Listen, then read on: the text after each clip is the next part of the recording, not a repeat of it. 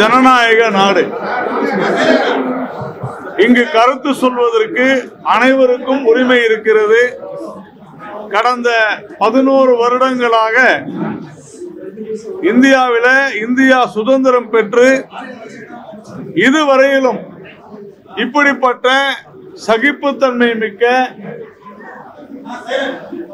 கருத்து சுதந்திரத்தை பரிபூர்ணமாக முழுமையாக அளித்துக் கொண்டிருக்கின்ற ஒரு ஆட்சி இந்தியாவில் இதுவரையிலும் இருந்ததில்லை. கடந்த 10 வருடங்களாக மரியாதைக்குரிய பிரதமர் திரு நரேந்திர மோடி அவர்களுடைய ஆட்சி முழுமையாக அனைவருக்கும்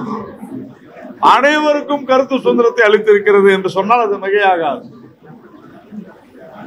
நாம் அவசர கால நிலையை காங்கிரஸ் ஆட்சியிலே பார்த்தோம். அன்றைக்கு ஊடகங்களுடைய பங்கு அளப்பரியதாக இருந்தது இந்தியாவில். ஆனால் இன்றைக்கு விகடன் என்கின்ற ஒரு பத்திரிகை மாண்புமிகு பிரதமர் நரேந்திர மோடி அவர்களை மிக மோசமாக, தரக்குறைவாக, தரம் தாழ்ந்து சித்தரித்ததோடு அல்லாமல் பாரத நாட்டினுடைய பிரதமரை அவமரியாதை செய்யும் விதமாக அலட்சியமாக நடந்து கொண்டிருப்பது என்பது வன்மையாக கண்டிக்கத்தக்கது. உண்மையிலேயே அவர்கள் பிரதமரை இழிவுபடுத்தவில்லை, இந்த நாட்டை இழிவுபடுத்தி இருக்கிறார்கள். யார் தவறு செய்தாலும் தவறுதான். ஊடகங்கள் என்று சொன்னால் எப்படி ஒரு அரசியல் கட்சிக்கு இந்த நாட்டில மக்கள் பணியில பொறுப்பு இருக்கிறதோ அதே போன்ற பொறுப்பு இன்னொரு தூண் என்று தங்களை தாங்களே சொல்லிக் கொள்கின்ற ஊடகங்களுக்கு இருக்கிறது. குறிப்பாக விகடன் போன்ற பத்திரிகைகள் அதிக பொறுப்புணர்வோடு நடந்து கொள்ள வேண்டிய கட்டாயத்திலே இருக்கிறார்கள். ஆனால் பிரதமரை அவமானப்படுத்தும் விதமாக அவர் அமெரிக்கா சென்றிருக்கிற நேரத்திலே உலகம் முழுவதும் பொருளாதார ரீதியாக ஒரு மிகப்பெரிய பின்னடைவை உலக நாடுகள் சந்தித்துக் கொண்டிருக்கின்ற வேளையிலே நம்முடைய நாடு அமெரிக்காவிற்கு சென்று அங்கே நம்முடைய பிரதமரை வரவேற்று மரியாதை கொடுத்து உபசரித்துக் கொண்டிருக்கின்ற இந்த நேரத்தில் இந்தியாவை அமெரிக்க அதிபர் புகழ்ந்து கொண்டிருக்கிற நேரத்தில் இப்படிப்பட்ட ஒரு மோசமான ஒரு கார்ட்டூனை விகடன் வெளியிட்டிருப்பது என்பது கண்டிக்கத்தக்கது. அதோடு மட்டுமல்ல, அவர்கள் இழிவுபடுத்தி இருப்பது பிரதமரை மட்டுமல்ல, இந்த நாட்டை காட்டி கொடுக்கும் கேவலமான, மிக மோசமான, இழிவான, மிக அருவருக்கத்தக்க ஒரு செயலை விகடன் பத்திரிகை செய்திருக்கிறது. இது இப்படியெல்லாம் கடந்து போய்விட முடியாது. ஒவ்வொரு நாளும் தமிழக ஊடகங்களில, குறிப்பாக விகடன் போன்ற பத்திரிகைகளில நாம் தொடர்ந்து சொல்லிக் கொண்டிருக்கிறோம். தனிமனித தாக்குதல் கூடாது, இந்த தேசத்தை தாக்கக்கூடாது, தேசத்திற்கு எதிராக சொல்லக்கூடாது என்றெல்லாம். ஆனால் கருத்து சுதந்திரம் என்ற அடிப்படையில் எதை வேண்டுமானாலும் செய்வோம் என்ற இருமாப்பும் கர்வமும் அகம்பாவமும் அகந்தையும் அவர்களிடத்தில் இருக்குமானால் அவர்களுக்கு உண்மையிலேயே கருத்து சுதந்திரம் என்றால் என்ன என்பதை எடுத்து கூற வேண்டிய கடமையும் நிலைமையும் நம்மிடையே இருக்கிறது என்பதை நாம் புரிந்து கொள்ள வேண்டும். இன்றைக்கு இங்கே இருக்கக்கூடிய ஊடகங்கள் கூட முழுமையாக இதை நீங்கள் வெளியிட வேண்டும் என்கின்ற ஒரு ஆர்வத்துடன் சொல்கிறோம்.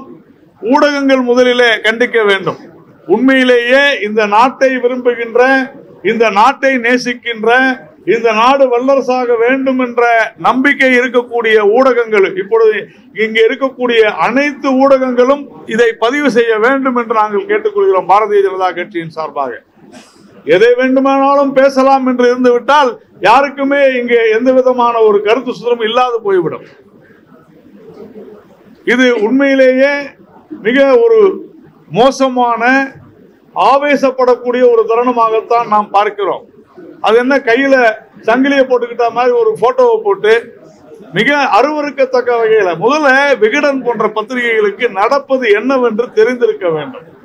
கொஞ்சம் கூட அறிவு என்பதே இல்லாமல், கொஞ்சம் கூட சுய சிந்தனை இல்லாமல், கொஞ்சம் கூட இந்த நாட்டினுடைய நடப்பு தெரியாமல், அதற்கென்று ஒரு ஆசிரியர், அதற்கென்று பல ரிப்போர்ட்டர்கள், நிருபர்கள் இப்படியெல்லாம் வைத்துக்கொண்டு வெறும் பணத்திற்காக நாட்டை காட்டி கொடுக்கும் இந்த வேலையை விகடன் செய்யக்கூடாது. அதை விடுத்து வேறு ஏதாவது ஒரு தொழிலை செய்து கொள்ளலாம்.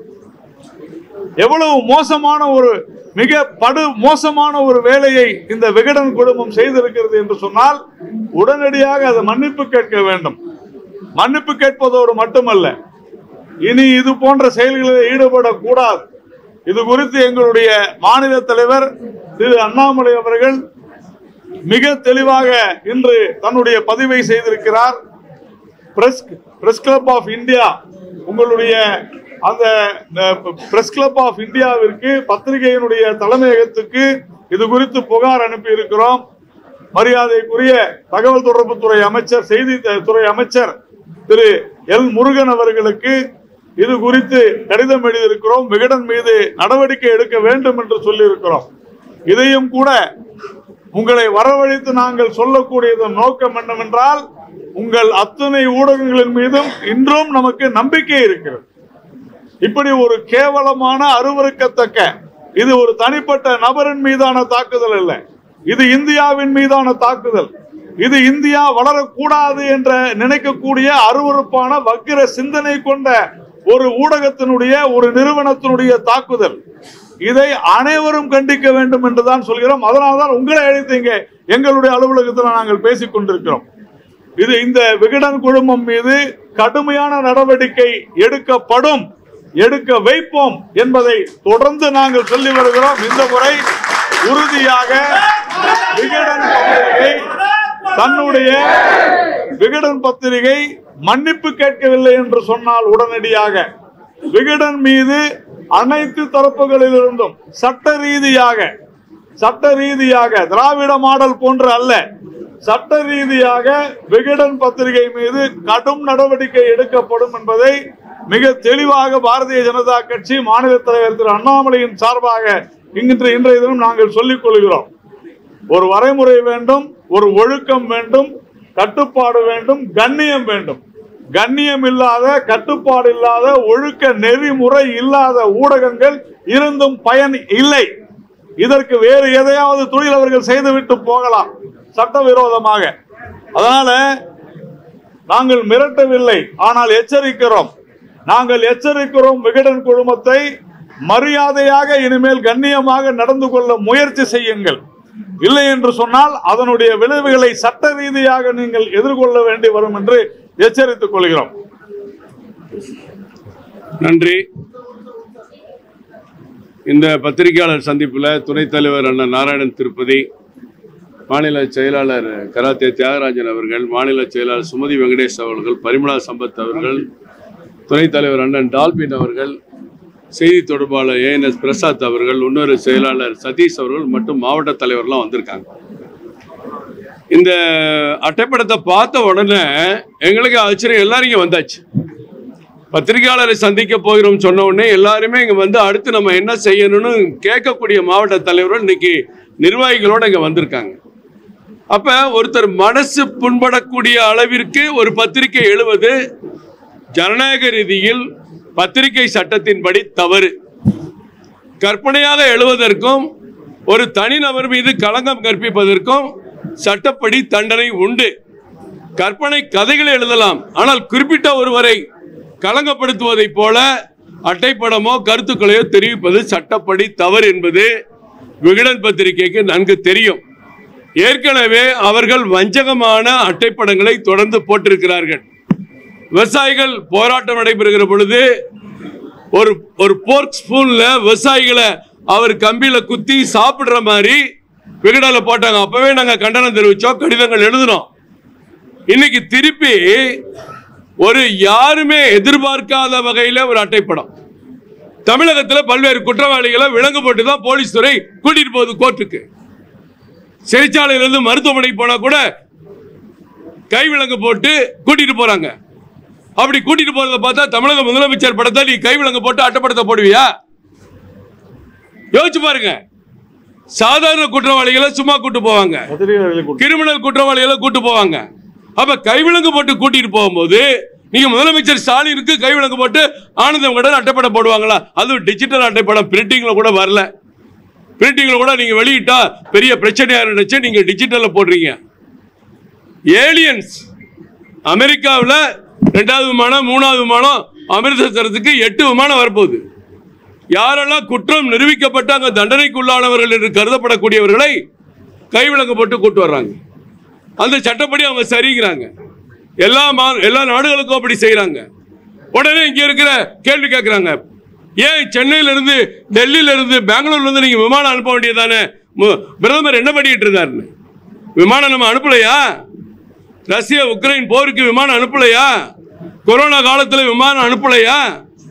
எத்தனை நாடுகள போர் நடக்கும் போது சரி, பேராபத்து சரி, பாரத பிரதமர் நம்ம இந்தியாவில் ஒருவர் கூட பாதிக்கப்படாமல் விமானங்களை அனுப்பி அவங்க இந்தியாவுக்கு அழைச்சிட்டு இல்லையா? ஏன் இதுக்கு அனுப்ப முடியாது? அங்க இருக்கிற குற்றவாளி ஏலியன்ஸ் சொல்றான். இனி பயணிகள் சிவிலியன்ஸ் பயணத்தில் வருவாங்க, அவங்க வழக்கமான விமானத்தில் வருவாங்க. அப்ப இது இந்த விகடன் பத்திரிகைக்கு எப்படிப்பட்ட தவறானவர்கள், கையில் எல்லாம் போதை ஊசி குத்துன மார்க் இருக்கிற குற்றவாளிகள், அவங்கள வெளியிட விட முடியாது. ராணுவ விமானம் வருது, ராணுவ விமானத்தில் எல்லா ஆயுதங்கள் இருக்கு. அந்த விமானத்துக்கு 105 பேரை ஏற்றி உட்கார வைக்கிறாங்க. அவங்க என்ன வேணாலும் பண்ணலாம், லைட்டா ஹைஜாக் பண்ணலாம். ஏன்னா அவங்க குற்றவாளிகள் அவங்க கண்டுபிடிக்கப்பட்டு தான் அனுப்புறாங்க. அது அவங்க நாடு பாதுகாப்பு, அவங்க விமானத்துடைய பாதுகாப்பு. இதை நீங்க என்ன, இதுக்கு பதிலா ஒரு பிரதமருக்கு நீங்க கால் விலங்கு கை விலங்கு போட்டு ஒரு அட்டைப்படம் போட்டால் உங்களுடைய உள்நோக்கத்தை நாங்கள் சந்தேகிக்க வேண்டியது இருக்கிறது. நீங்க திராவிட மாடலை திருப்திப்படுத்துவதற்காக அப்படி அட்டைப்படம் போடுகிறீர்களா? இதற்கு என்ன காரணம்? உலக தலைவனாக அவர் உட்கார சேர ட்ரம்ப் ஒதுக்கி போட்டு சரி பண்ணி உட்காருங்கன்னு சொல்லிட்டு இருக்காரு. இருவரும் ஒன்னா உட்கார்ந்து பேசி சிரிச்சு அவங்க பத்திரிகையாளர் சந்திப்பை, இந்த மாதிரி ஒரு உலக தலைவர்கள் பத்திரிகையாளர் சந்திப்பை நான் வாழ்க்கையில பார்த்ததே கிடையாது. அவ்வளவு மரியாதை மகத்துவம் மிக்க வரவேற்பு கொடுக்கிற தலைவருக்கு நீங்க செயின் போட்டு அட்டைப்படம் போடுறது மிகுந்த உள்நோக்கம். உங்க மேல சட்டப்படி நடவடிக்கை எடுப்போம். தமிழ்நாடு மட்டுமல்ல, டெல்லியில இருக்கட்டும், மும்பையில இருக்கட்டும், கல்கத்தால இருக்க எல்லா பகுதியிலையும் விகடன் பத்திரிகை மேல நாங்க குற்றச்சாட்டு வச்சு அங்க இருக்கிற தலைவர்கள் கொந்தளிக்கிறாங்க. இந்த அட்டப்படத்தை பார்த்துட்டு எப்படி இதை அனுமதிக்கிறீங்க கேட்கிறாங்க. அவங்க எல்லாம் இப்ப கம்ப்ளைண்ட் கொடுக்க போறாங்க. எல்லாத்துக்கும் விகடன் பதில் கொடுக்க போகுது. இது ரொம்ப அவதூறு. எந்த பத்திரிகைக்கும் இந்த மோசமான நிலை வரக்கூடாது. இப்படிப்பட்டு ஒரு அட்டைப்படம் போட்டுதான் இன்னும் அடுத்த மாசம் பல நிகழ்ச்சிகளுக்கு பிரதமர் தமிழ்நாடு வரப்போறாரு, பல திட்டங்களை தொடங்கி வைக்க போறாரு. உலக தலைவர்கள்லாம் அவரை போட்டுறாங்க, பாராட்டுறாங்க. உங்களுக்கு என்ன வேதனை? ட்ரம்ப் ஆட்சிக்கு வந்த உடனே பிரதமரை கூப்பிட்டு அவர் உட்கார வச்சு பேசுறாரு. அவர் பதவி ஏற்கும் போது பக்கத்துல ஜோ பைடன் இருக்காரு, அடுத்த பக்கத்துல ஜெய்சங்கர் உட்கார்ந்து இருக்காரு. இந்தியாவுக்கு இவ்வளவு மரியாதை அமெரிக்கா கொடுக்கிறதா என்று யாருடைய காழ்ப்புணர்ச்சி தூண்டுதல் விகடன் போடுறீங்களா? எந்த சட்டத்தில் இப்படி இருக்கு? ஒரு தலைவரை அவமானப்படுத்த வேண்டும் என்று எந்த சட்டத்தில் இருக்கு? சட்டத்துக்கு தவறு விளைவித்திருக்க நீங்க. உங்க கண்ணிய பத்திரிகை ஜனநாயகத்துக்கு கண்ணியத்தை குறைவு ஏற்படுத்திருக்கீங்க. மிரட்டி ஒரு செய்தி அனுப்பணும், எனக்கு அனுப்பி ஓகே பண்ணாதான் நீ பிரிண்ட் பண்ணணும். அப்படி எமர்ஜென்சில வாழ்ந்த பத்திரிகை நீங்க. ஒரு நாள் சென்சார் ஆக உங்க பத்திரிகை வெளியில் வந்திருக்கா? அப்படிப்பட்ட விகடன் பத்திரிகை இன்னைக்கு செய்தது தமிழகத்தில் இருக்கிற லட்சக்கணக்கான பாஜக தொண்டர்களுக்கு மனதில் வேதனை ஏற்படுத்தி இருக்கிறது. அந்த வேதனையின் வெளிப்பாடு மாநிலத்தில் அண்ணாமலை அவர்கள் எங்களுடைய பத்திரிகை துறையை கவனிக்கக்கூடிய டாக்டர் எல் முருகன் அமைச்சர் அவர்களுக்கும் பிரஸ் கவுன்சிலுக்கும் கடிதம் அனுப்பி இருக்கிறோம். இது மேல் நடவடிக்கை கேட்போம். எங்களுடைய வழக்கறிஞர்களை வைத்து நீதிமன்றங்களை வழக்கு தொடருவோம். இதை அப்படியே விட்டுற மாட்டோம். ஏன்னா இதுல உள்நோக்கம் இருக்கு. அவங்க கற்பனையில வேற ஒரு படத்தை வச்சு போட்டிருந்தா கூட பரவாயில்ல. பிரதமர் படத்தை வச்சு போட்டது மாபெரும் முட்டாள்தனம், குற்றத்துக்கு உள்ளாகக்கூடிய வாய்ப்பு அந்த பத்திரிகைக்கு இருக்கிறது. விகடன் பத்திரிகை நாங்க இன்னைக்கு நினைக்கலாம் எல்லா ஊர்லயும் விகடன் பத்திரிகை வாங்கி கொளுத்துங்கன்னு சொல்லலாம், ஒரு செகண்ட் ஆயிராது. ஆனா அண்ணாமலை அவர்கள் எங்களுக்கு வழிகாட்டி இருக்கிறார். கராத்தரனை கூப்பிட்டு என்னை கூப்பிட்டு திருப்பதி நாராயண திருப்பதி கூப்பிட்டு இப்படி செய்யுங்க, சட்டப்படி நடவடிக்கை மேற்கொள்வோம். தமிழகம் முழுவதும் பத்திரிகை வாங்கி கொடுத்தா என்ன பண்ணுவாங்க? போலீஸ் வந்து பருகுவாங்க, அவ்வளவுதானே பண்ணுவாங்க. நம்ம ஊர்ல கொழும்பாவி அரிச்சாலே பருகிட்டு வெளியே ஓடியான்னு சொல்லிட்டு இருக்க ஊர்ல ஒரு பத்திரிகை அறிக்கையில் என்ன வந்துட போகுது? உங்க செல்வாக்கு சரிந்து விட்டது. பழைய கால விகடன் இல்ல. என்னடா பண்றது? செல்வாக்கை உயர்த்துறதுக்கு இப்படிலாம் அட்டப்பட போட்டு நடிக்கிறீங்க. மிக தவறு, வருந்தத்தக்கது. இந்த நேரத்தில் எங்க மாவட்ட தலைவர் அனைவருக்கும் இந்த தகவலை சொன்ன உடனே பத்திரிகையாளர் சந்திப்பு என்றாலும் கூட எல்லோருமே வந்து வாங்க போவோம் விகடன் ஆபீஸ்க்கு சொல்லி முற்றுகை போராட்டத்துக்கு தயாராகி வந்தாங்க. அதெல்லாம் வேண்டாம், நம்ம ஜனநாயக முறைப்படி செய்வோம், அவங்க சட்டத்தை மீற மாதிரி நம்ம சட்டத்தை மீற வேண்டாம் என்று சொல்லி எங்கள் தலைவர்கள் எங்கள் கொடுத்த வழிகாட்டுதலின்படி பத்திரிகையாளரை சந்தித்திருக்கிறோம். இதை விகடனை எச்சரிக்கிறோம், கண்டிக்கிறோம். பாரத் மாதா கி ஜெய், பாரத் மாதா கி ஜெய், பாரத் மாதா கி ஜெய்.